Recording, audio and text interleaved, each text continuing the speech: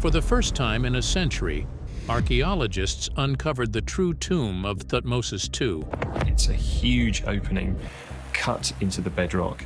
When you do see them, they are the shafts that lead to tombs. When they broke in, they immediately knew something was very wrong. The chamber did not feel like a place meant for the dead. The layout made no sense. It was chaotic. Marks showed things had been dragged out in a hurry. Parts of the structure looked very unstable, like someone had built it to fail. Lots of mummies.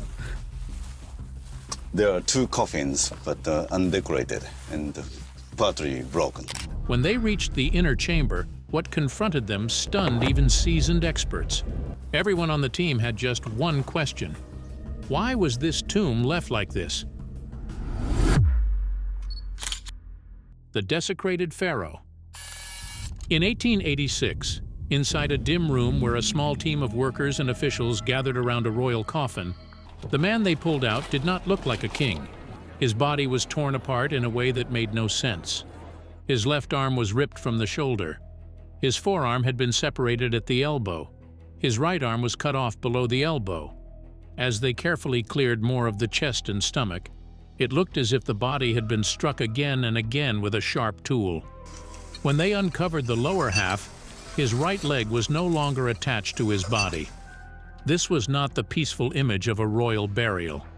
This was a body that had been broken, handled, and damaged long after death. Years before this moment, the story had started in a very different way. A man named Ahmed Abd el-Rasul was searching for a lost goat near the cliffs of Deir el-Bahri. The animal had slipped into a hidden hole in the ground.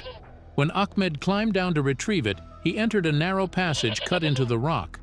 Inside, he found something far more valuable than a goat. The corridor was filled with wooden coffins, stacked and packed into the darkness. Ahmed was not an innocent discoverer. He was already known as a tomb robber. He understood exactly what he had found, and he told no one.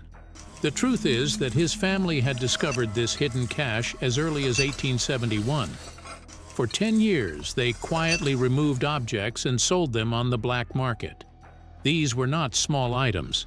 These were royal belongings that began to appear in collections and raise suspicion. Authorities eventually traced the objects back to the family.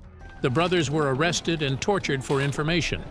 One of them was beaten so badly that he needed a cane for the rest of his life. Even under this pressure, they refused to speak. The secret held. It only broke because of greed. A dispute over money caused one brother to demand a larger share. Another brother, Mohammed, finally gave up the location on June 25, 1881 in exchange for a reward. Emil Brugsch, a senior Egyptologist working for the Egyptian Antiquities Service, was sent to clear the site quickly. He had only 2 days to remove everything. More than 50 mummies and nearly 6,000 objects were taken out and loaded onto a steamer for transport. The speed caused damage. Coffins were scratched and broken. There was no time to carefully record how anything had been placed. Inside the chamber, the sight was shocking. Coffins were everywhere. They were crammed into the space with no order and no care.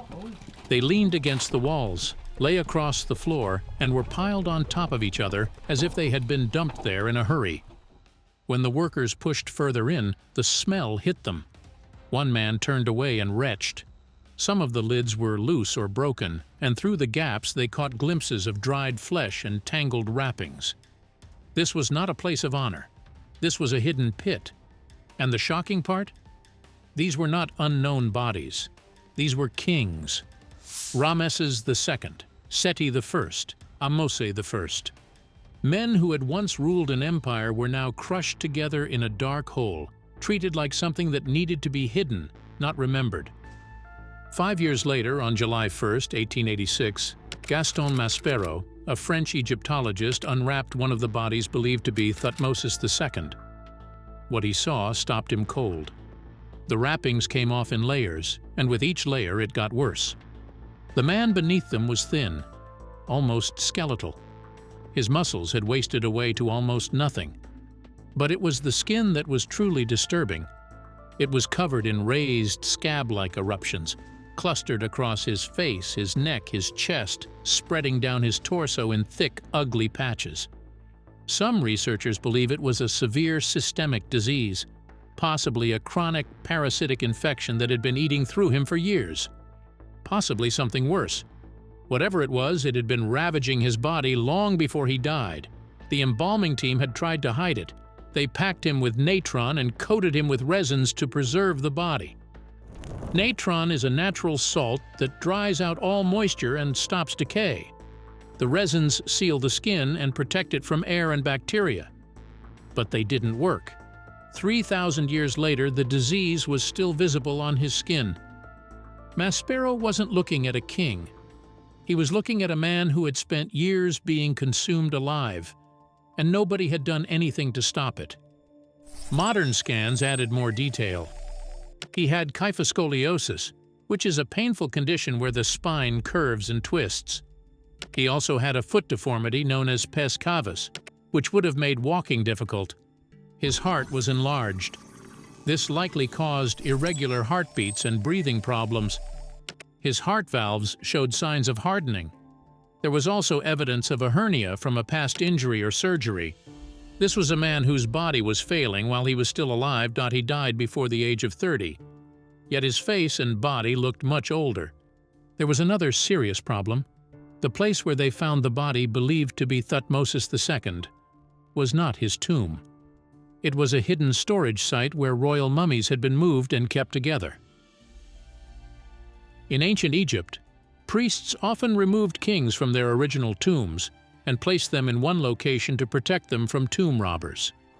In 2022, workers would eventually stumble upon his tomb and make a shocking discovery in the inner chamber. But how did he even end up in that condition, discarded and torn apart among dozens of others? You have to go back to when he was still alive. Because the woman Hatshepsut who placed him there was not acting out of grief. She was acting with purpose, and her plan began long before he died.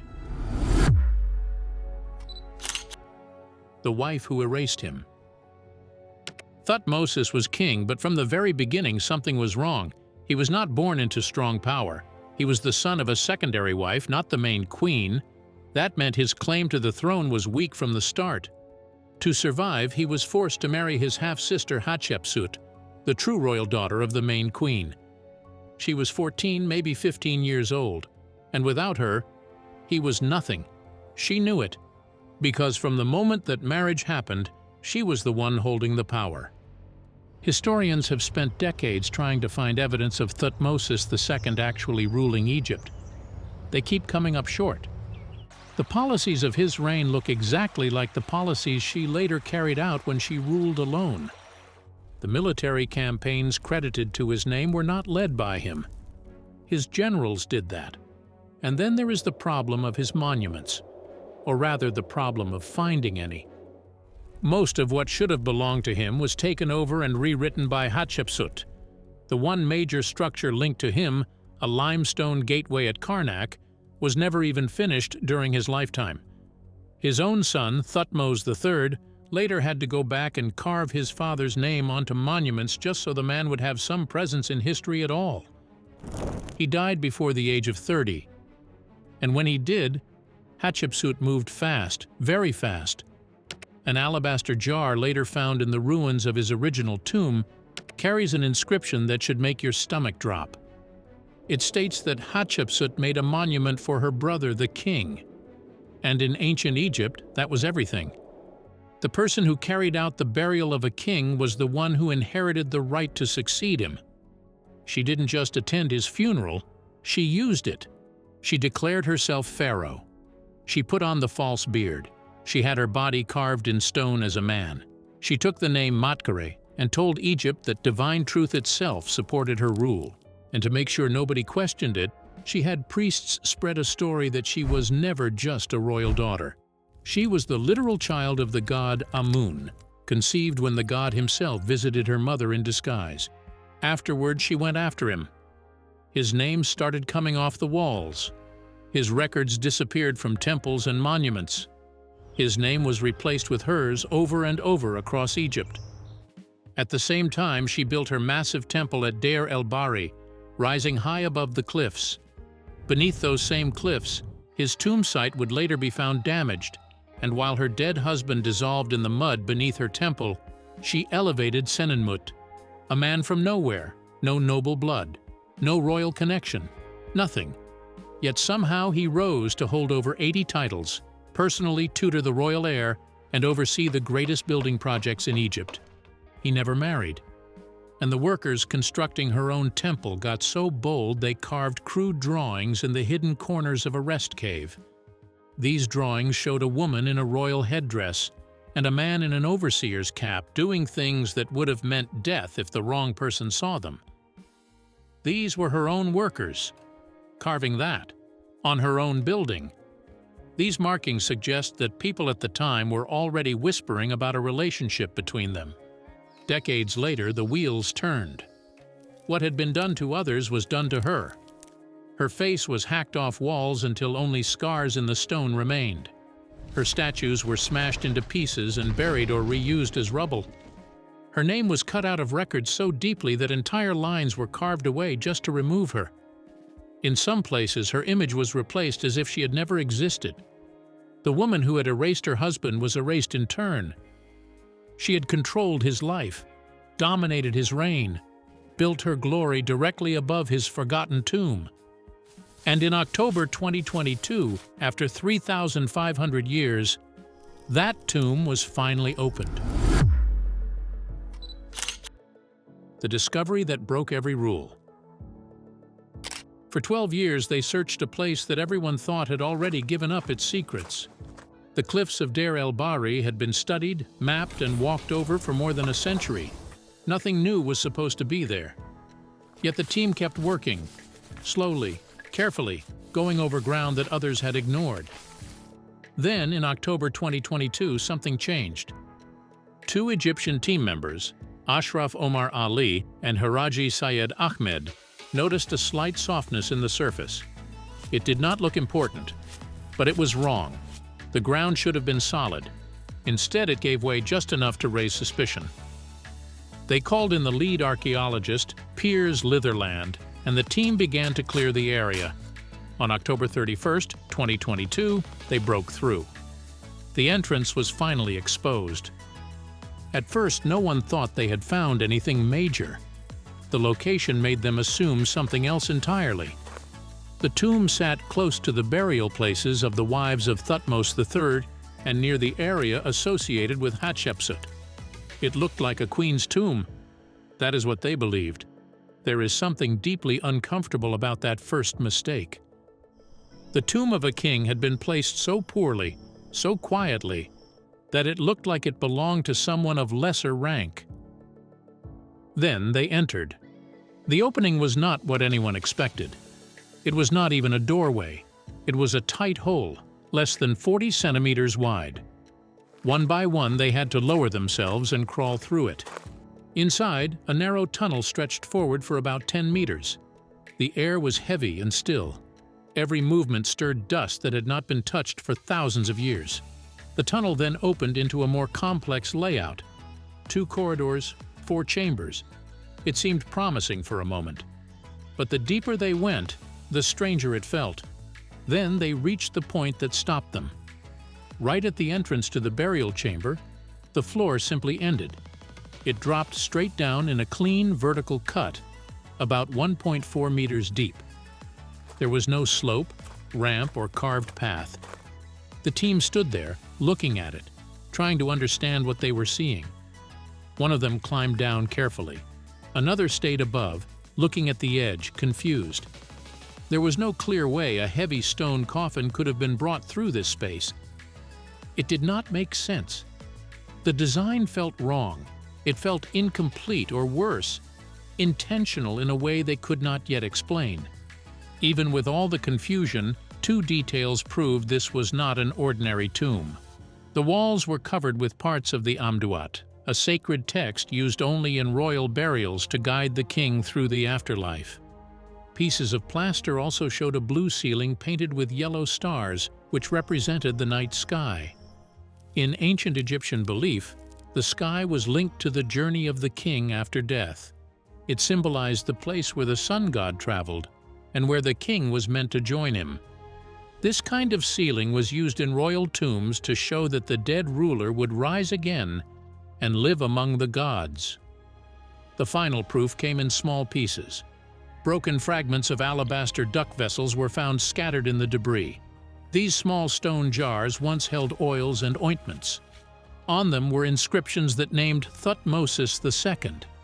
The tomb they had just broken into belonged to Thutmosis. What makes it even stranger is this. The tomb was not hidden from history. It had been marked on old maps for over 100 years. It was labeled as C4. It had been sitting there the entire time, ignored. The team celebrated the discovery. Judith Bunbury described how they held a spontaneous gathering with singing and dancing. The next day they roasted a goat and shared a feast. After 12 years of searching, they believed they had found him. But when the celebration faded and they looked around at what was actually in front of them, the mood shifted completely. Because the chamber was not just old, it was not just damaged, it was something else entirely, empty. The Great Removal. When the dust finally settled and the team stood inside the burial chamber, something felt wrong immediately. It was not just quiet, it was empty, completely empty. The walls stood bare, the floor was clear. It looked like a place that had been emptied on purpose, carefully, completely, as if someone had come in, taken everything, and left without leaving a trace. At first, they tried to process it as damage or loss, but the usual signs were missing. Piers Litherland later explained that tomb robbery always leaves a pattern. Thieves tear through wrappings while searching for hidden objects. They leave bandages scattered across the floor. They break small statues known as shabtis while looking for valuables inside them. None of that was here. Not a single sign. Whatever had happened inside this chamber, it was not the work of looters. The team began to search more carefully. They checked corners, cracks, and edges of the rock. That is when they found the only things that remained: small fragments, pieces of plaster from jars, tiny bits caught in narrow spaces and wedged into crevices in the walls. These were the first physical items ever found that could be linked to this king's burial. Then one of the most important moments happened. They stopped looking at the structure from above and changed their position. They climbed down into the lower level and looked back up at the step. From below, it looked different. The vertical drop that had seemed so strange now began to make sense. It was not too high and not too low. It came up to about chest level, around 1.4 meters. A man standing in the lower chamber could lift an object up to that height, while another man standing above on the corridor floor could lean forward and take it from him. The height allowed them to pass heavy items from one level to the other quickly and without tools. The design no longer looked like a barrier. It looked like a system. The realization hit slowly, then all at once. This tomb was not just a place to put a body. It was built in a way that allowed things to be removed efficiently. The step was not there to keep anything inside. It was perfectly placed to help move things out. Judith Bunbury explained why this mattered. In ancient Egypt, a royal body was not just a body, it was proof of power. If a rival group gained control of it, they could claim the throne or destroy the legitimacy of a ruling line. That meant protecting a king's remains was not just about respect, it was about survival. Moving the body and the burial goods was a way to keep control of the dynasty. Even the walls added to this feeling. The surviving paintings showed the later sections of the Amduat. These were the final stages of the sun god's journey through the underworld. In these scenes, the sun faces chaos, defeats it, and rises again at dawn. The message was not about staying in one place. It was about passing through, leaving, and being reborn. The idea of movement was built into the tomb itself. The structure of the tomb also followed a bent layout, where the path shifts direction instead of running straight. This design later became common in royal tombs of the 18th dynasty. It suggests that what they were looking at was not a mistake. It was an early version of a system that others would later copy. At that point, the team had to face a new possibility. This was not a ruined burial site. It was a place that had been used once very carefully and then left behind. So the tomb was a loading point, built to be emptied. The step was the tool that made it possible. But that raised a much harder question. Why build it here in this exact place under these cliffs? Because when they stepped back and looked at the location as a whole, it no longer felt random, it felt chosen. And that choice would turn out to matter more than anything they had seen inside the chamber. The flood conspiracy. Once the team stepped back and studied the location, the full picture began to form. The tomb was not just placed in an odd spot. It was placed in a dangerous one. It sat directly beneath the point where two natural waterfalls met on the cliff face above. This was not a small flaw in design. This meant that every time heavy rain fell, water would rush down both channels, combine, and crash straight toward the tomb entrance. There was nothing to stop it. The narrow opening led directly inside, and the water would pour through it and into the burial chamber below. Over time, that water carried mud, sand, and debris with it. Each flood added more material. Layer after layer built up inside the chamber. As the years passed, that material hardened. It compacted under pressure until it became almost solid. What was once open space turned into a packed mass that filled the chamber from floor to ceiling. The tomb did not just suffer damage, it was buried from the inside. Litherland's team believes this happened very early. Their analysis suggests the tomb may have flooded around 6 years after the burial. 6 years is nothing in ancient history. It means the tomb was already failing almost as soon as it was sealed. Thutmosis II had barely been placed inside before the entire space became unusable. That raises a serious question. This was not an unknown area. The builders would have understood how water moved through these cliffs. If the flooding happened so quickly, someone must have known the risk before construction even began. The man most likely responsible for the design was Ineni, the chief architect who served several pharaohs during the 18th dynasty. He was one of the most skilled builders of his time. In his own inscriptions, he spoke about creating works that were hidden from sight. He took pride in secrecy. That makes the placement of this tomb harder to dismiss as a mistake. He understood the land. He understood the risks. The question is whether he was following orders. What happened next makes the situation even harder to ignore. After the tomb had been emptied, someone carried out a massive effort to hide it completely. Above the entrance, Litherland discovered a huge buildup of material. It was not natural.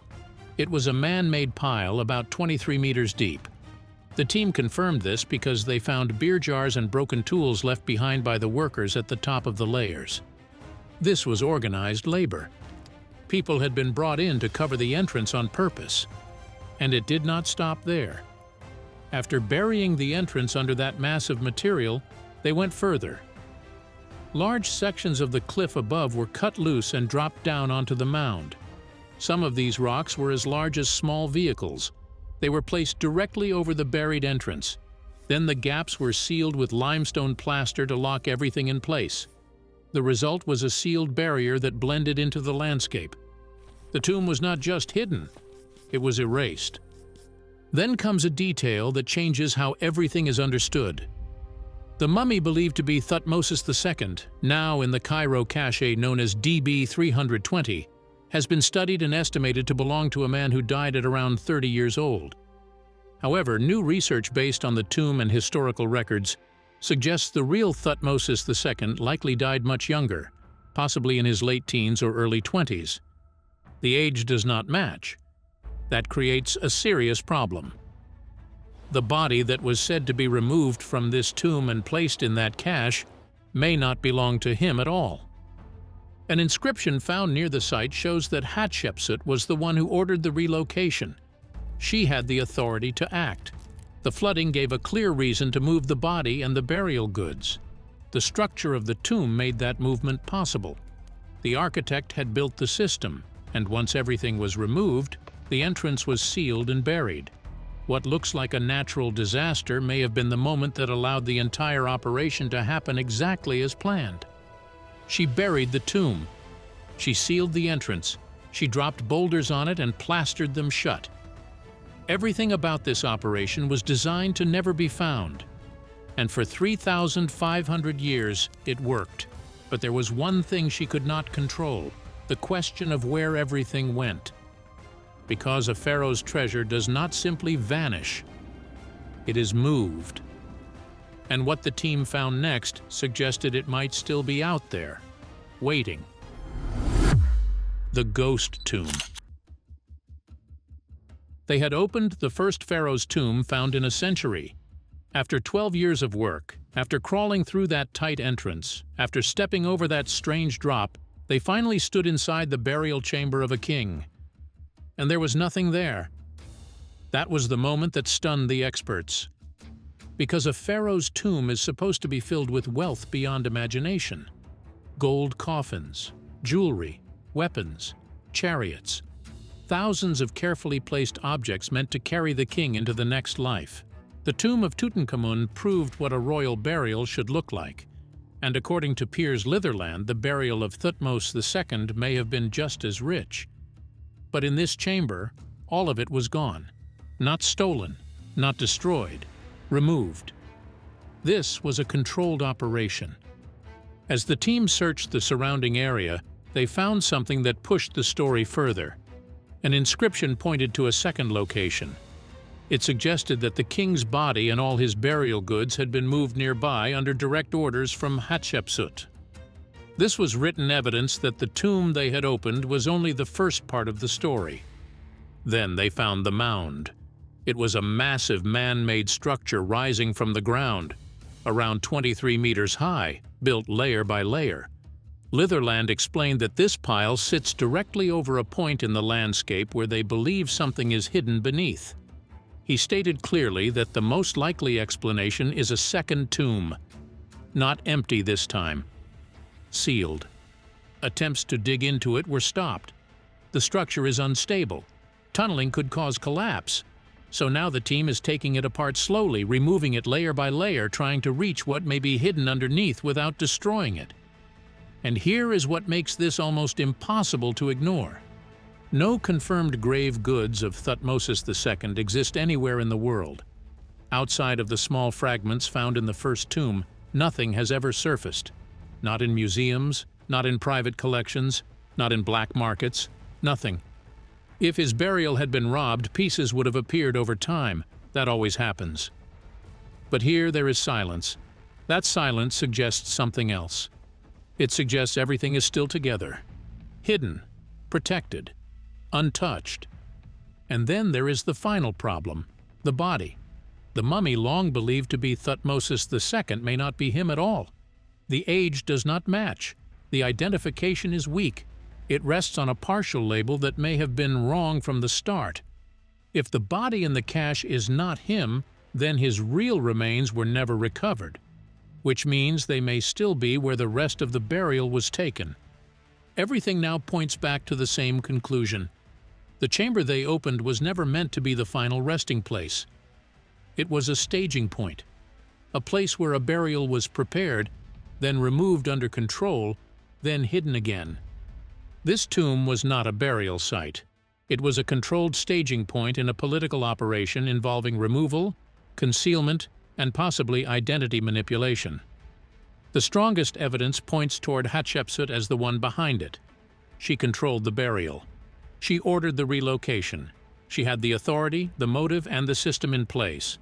In ancient Egypt, control of a king's body meant control of his legacy and the right to rule. By removing the body, securing the burial goods, and sealing the original tomb, she may have been protecting her claim to power while preventing any rival from using his remains against her. And that is what makes it harder to accept. This was not an enemy. This was his wife, his half-sister. A man who was already weak, already struggling with illness, may have been set aside even in death by the one person closest to him.